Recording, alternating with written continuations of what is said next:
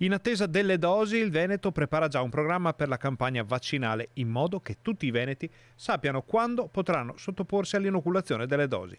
Parola di Luca Zaia. Vi annuncio già che la prossima settimana vi darò il famoso tabellone a colori dove ognuno in base all'età sa quando, comunque in teoria, su una previsione che faccia noi in base a uno standard di forniture, dovremmo iniziare a vaccinarci. 80 di fatto li abbiamo conclusi, 70-79 li stiamo aggredendo, apriremo diciamo i 60-69, mi permetto di dire anche più velocemente di quello che potete pensare, e poi scendiamo ai 50-59, 40-49 fino ai 16-19. Sono un target che noi abbiamo, ve lo dico già, sono 4.195.000 persone.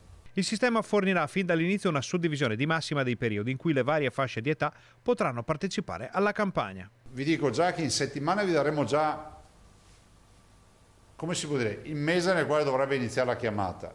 Contiamo, se non ce la facciamo la prossima settimana, il massimo inizio dell'altra, annunciare anche diciamo date più precise per ogni attività che si farà. C'è un unico problema, la carenza di vaccini. Io non voglio avere sulla coscienza il fatto che si perda tempo utile con una macchina da guerra che non ha le munizioni. Noi siamo un esercito senza munizioni, o meglio, ne abbiamo poche.